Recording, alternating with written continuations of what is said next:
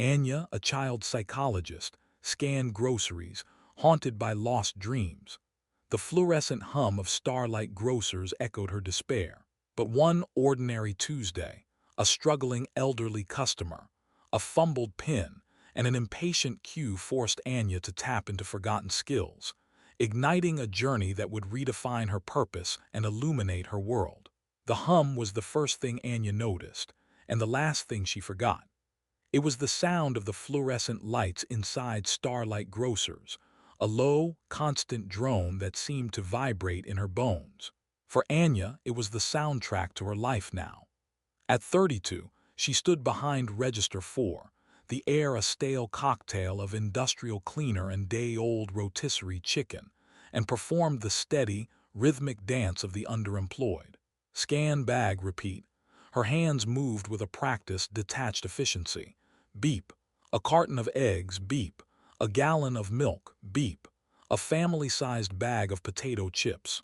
But beneath the surface of this robotic calm, her mind was a frantic abacus, clicking through the numbers that governed her existence.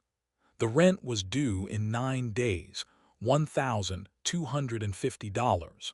The grace period on her student loan payment was ending. The ache in her lower back was a constant, unwelcome companion. This job, the sole affirmative response from 87 applications sent into the digital void, was both her lifeline and her anchor, holding her in place while the tide of her former life receded further and further away. She had a master's degree in child psychology. 2 years ago, she had a classroom of vibrant, challenging, wonderful kids she was helping to navigate the complexities of their own minds.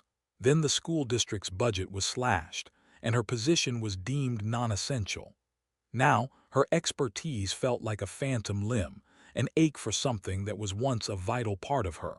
She felt her knowledge, her passion for understanding the delicate architecture of a young mind, curdling inside her. It was spoiling, like a product left too long on the shelf, its potential quietly expiring under the relentless hum of the lights. Looking at the conveyor belt of groceries and the tired, impatient faces of the people who bought them, Anya felt a profound sense of disconnection. She wasn't a person here. She was an appendage to the machine, a human component that ensured the smooth transfer of goods for money. And in the flat, unforgiving glare of Starlight Grocers, she feared this was all she would ever be again. The Tuesday evening rush descended upon Starlight Grocers like a wave. The lines grew longer, the collective patience thinning with each passing minute. It was in this simmering pot of commuter frustration that an elderly woman named Doris arrived at Anya's register. She was frail, her movements bird-like and uncertain, her purse clutched in her hands like a precious, fragile thing. The trouble started with the coupons. Doris fumbled with a small stack of them, her brow furrowed in concentration.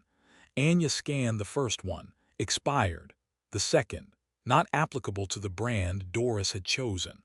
A murmur rippled down the line behind her. Then came the debit card. Doris squinted at the keypad, her fingers hovering hesitantly before pressing the numbers. Incorrect PIN. She tried again, her anxiety palpable. Card locked. Please contact your bank. Panic bloomed on the old woman's face. Oh dear. I'm so sorry, so very sorry, she stammered, her voice trembling as she began a frantic, useless search through her wallet. The man behind her sighed audibly, shifting his weight. Another customer abandoned the line entirely, moving to a different register with a huff. Anya felt a familiar pang, not of annoyance, but of empathy. She saw not an inconvenience, but a person cornered by a world that was moving too fast. She pressed a button on her screen to suspend the transaction and turned her body slightly, creating a small, invisible shield around Doris. "It's all right," she said, her voice soft but clear enough for the people behind to hear. "Just give us one moment, we'll figure this out." She leaned in closer to Doris, lowering her voice to a conspiratorial whisper. "Don't you worry about them, Doris. Let's take a breath. Sometimes these machines have a mind of their own." She didn't rush her. Instead, she began asking gentle, guiding questions. "Do you remember what the password might be related to? Sometimes it's a special date, A birthday, maybe. As Doris, flustered, mentioned her late husband's birthday, Anya patiently guided her through the process of using her simple smartphone to call the bank's automated system. She explained each step, turning the confusing ordeal into a manageable task. In those few minutes, Anya was no longer a cashier. She was a teacher, a counselor, a calm anchor in a storm of beeping machines and public scrutiny, carefully preserving the woman's dignity. Further back in the line, a man watched the entire exchange, his shopping basket resting forgotten at his feet. Arthur Pendleton, a 65-year-old retired professor of English literature, saw something extraordinary. He wasn't looking at Anya's name tag or her uniform. He was witnessing a masterclass in compassion, a demonstration of intelligent, empathetic problem-solving that was as elegant as it was rare. It was a small act of grace, but in the harsh, fluorescent world of the grocery store, it shone with the brilliance of a diamond. Arthur said nothing that evening. He paid for his groceries, a bottle of red wine, a loaf of sourdough, and a wedge of sharp cheddar, with a quiet, thoughtful nod, and left. But the image of the young cashier, her calm competence a small island in a sea of public impatience, stayed with him. It wasn't just kindness he had seen, it was a methodology. It was a structured, empathetic process, and it fascinated him. Over the next 2 weeks, Arthur became a quiet student of Anya's work. He invented reasons to visit Starlight Grocers, making his trips at different times of day to observe her in various situations. He saw her explain the difference between two types of pasta sauce to a confused college student, not just pointing to the price, but describing the flavor profiles in a way that was both simple and evocative. He watched her handle a young, stressed mother whose toddler was having a full-blown tantrum in the candy aisle. Anya didn't ignore it or offer a platitude.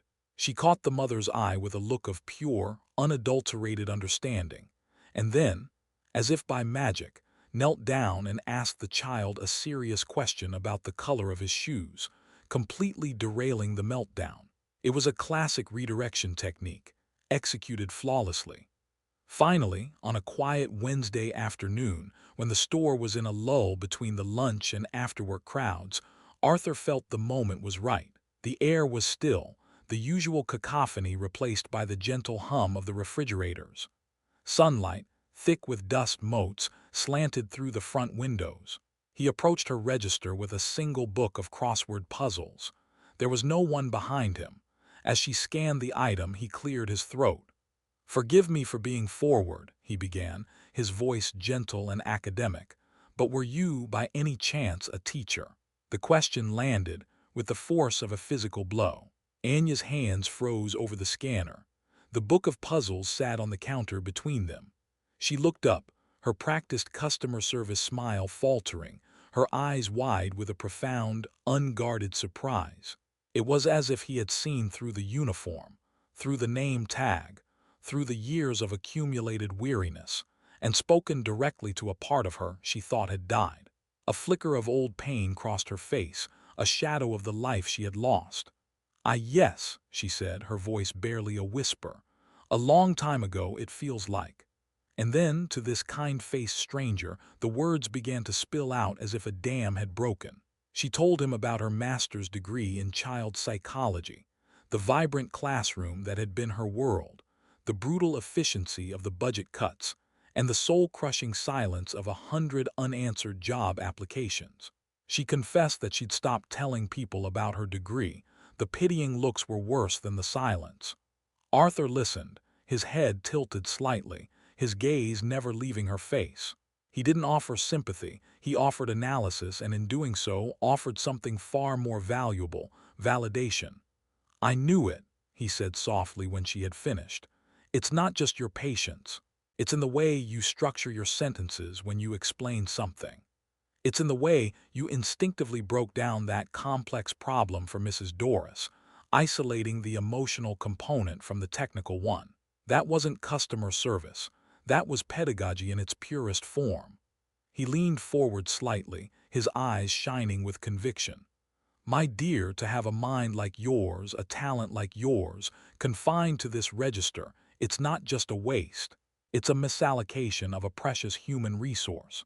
This is a failure of the system, not a failure of you." Anya stared at him, speechless. For 2 years, her job at Starlight Grocers had been a source of quiet shame, a daily reminder of her failure. It was the thing she described in vague, apologetic terms at the rare social gathering, the reason she avoided eye contact with former colleagues she spotted in the aisles. Now this stranger, this kind, articulate professor, was reframing her entire experience. He wasn't seeing a fall from grace. He was seeing a talent in forced hibernation, still practicing its craft in the most unlikely of ecosystems. The idea was so radical, so contrary to her own corrosive internal narrative, that she felt a dizzying sense of vertigo. I, I don't know what to say," she managed, the words catching in her throat. "No one has ever seen it that way." Arthur's smile was gentle, understanding. Because most people don't know what they're looking at. They see the uniform, not the person wearing it. He leaned back in his chair, a plan clearly forming in his mind. "I would like to make a proposal. Would you be willing to let me see your resume? I spent 35 years in academia, my dear. I've read more curriculum vitae than I've had hot dinners." A fresh set of eyes can sometimes spot the sunlight through the trees. Hope, a feeling so foreign it was almost painful, flickered in Anya's chest. She agreed to meet him the next day. They chose a quiet corner table at the Daily Grind, a local coffee shop with worn wooden floors and the comforting aroma of roasted beans. The low murmur of conversation and the hiss of the espresso machine provided a cocoon of anonymity. With trembling hands, Anya slid a single, slightly crumpled sheet of paper across the table.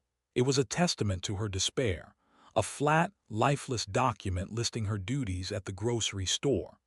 Arthur put on a pair of silver-rimmed reading glasses and studied it. After a long moment he looked up, his expression serious. "Anya," he said, his voice soft but firm, "this resume doesn't lie, but it fails to tell the truth." He took a fountain pen from his jacket pocket. "Let's start here," he said, pointing to a bullet point. "Handled customer complaints. No, that's not what you do." He uncapped the pen. "What you do is crisis communication and conflict de-escalation." He wrote the new phrase in the margin, his script elegant and decisive. For the next 2 hours, Arthur became a translator, an alchemist. He guided Anya through a complete reevaluation of her work. He took assisted elderly shoppers and transformed it into provided customized, empathetic support and guidance for clients with specialized needs. Her knack for remembering regular customers' preferences became fostering client relationships through personalized need analysis. The time she calmed the screaming toddler wasn't just a moment of peace. It was a practical application of child de-stressing techniques in a high-stimulus environment. With each rephrased duty, Anya felt a layer of shame peel away. Arthur was giving her back the language of her profession, showing her that she had never truly left her field. The grocery store hadn't been a prison. It had been an unorthodox, unpaid, and deeply challenging practicum. For the first time in years, when she looked at her own experience, she didn't see failure. She saw resilience. She saw a talent that had refused to die. Arthur's help didn't stop at semantics. As he folded the newly annotated resume, he looked at Anya with a renewed sense of purpose. "This is a much more honest document," he said. "Now we need to find the right people to read it." He paused, a thoughtful expression on his face. "I have a former student, a brilliant young woman named Dr. Evelyn Reed. She was one of the brightest minds I ever had the pleasure of teaching. She is now the principal of Northwood Elementary." Anya's heart leaped. Northwood was a well-regarded public school on the other side of town, known for its innovative, child-centric programs.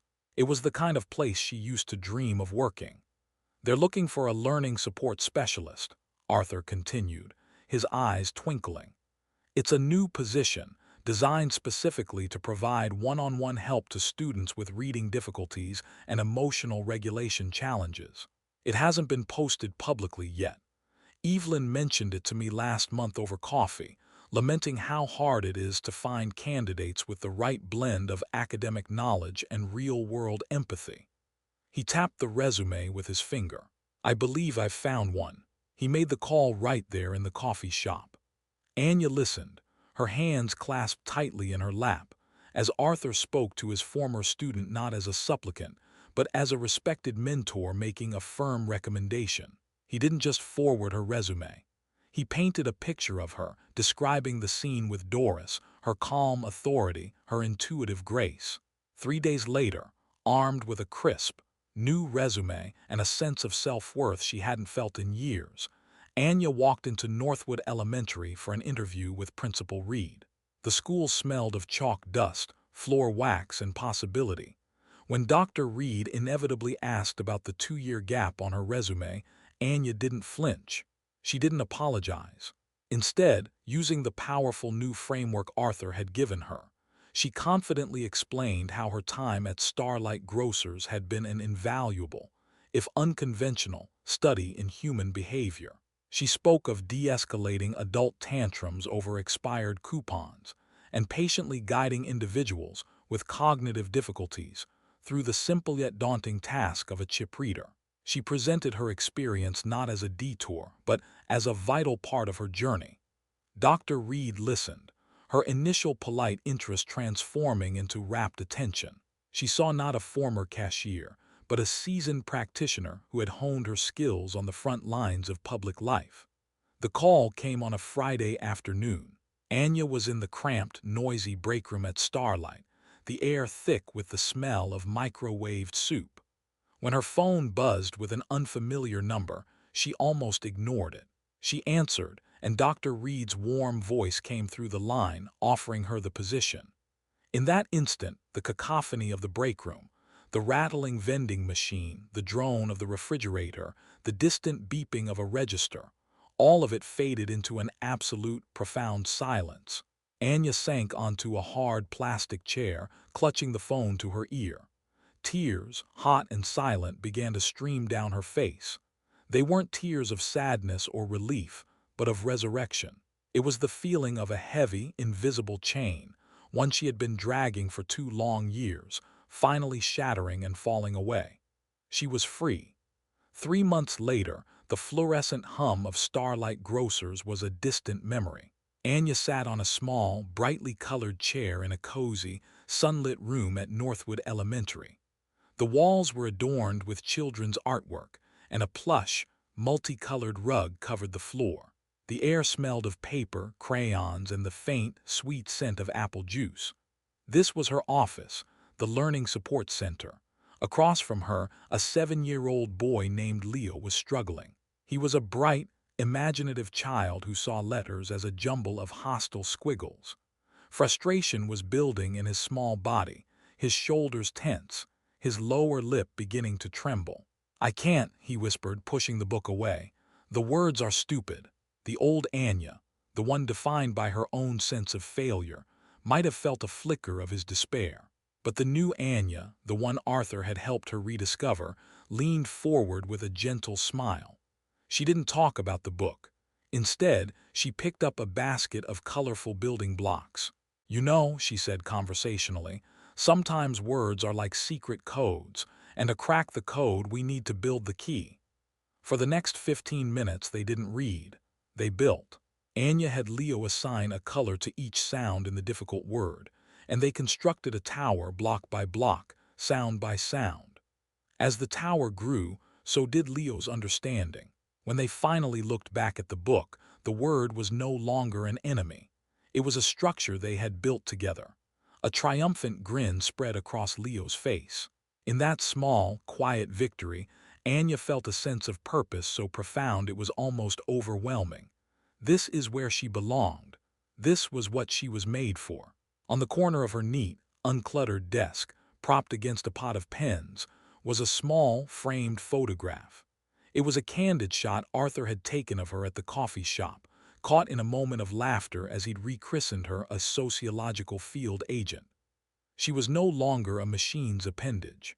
She was a cultivator of minds, a nurturer of confidence. her talent finally being used to heal and to build, nourishing the young souls who needed it most. The story didn't end in that sunlit room. The gratitude Anya felt toward Arthur was too vast and transformative to be contained in a simple thank you. It had become a part of her, a warm, glowing ember in her chest that urged her to pay it forward. She understood now that the help she had received wasn't a transaction to be repaid, but a gift to be passed on. On a crisp Saturday morning in autumn, the kind of day where the air feels clean and full of promise, Anya stood at the entrance of the local public library. She had used her own time and a small portion of her new salary to launch a modest initiative, the Weekend Reading Partners program.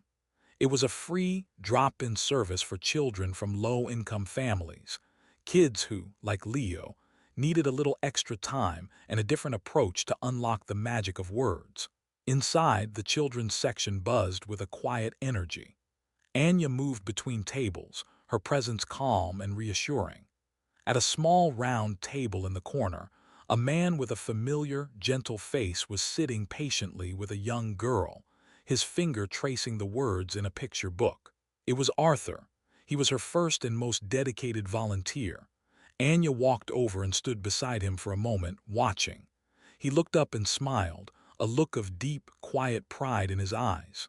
"Thank you, Arthur," she said softly, her voice thick with emotion. "You didn't just change my life, you showed me how to thank you." He looked at the scene around them, at the focused faces of the children, at the hopeful expression of the young parents, at Anya, radiant and in her element. He felt a sense of fulfillment that no academic accolade had ever provided. A single, unexpected act of recognition in a grocery store line had not just salvaged one life. It had created a ripple, a cascade of warmth and opportunity spreading outward. A small light, once flickering in the darkness, was now helping to illuminate the world.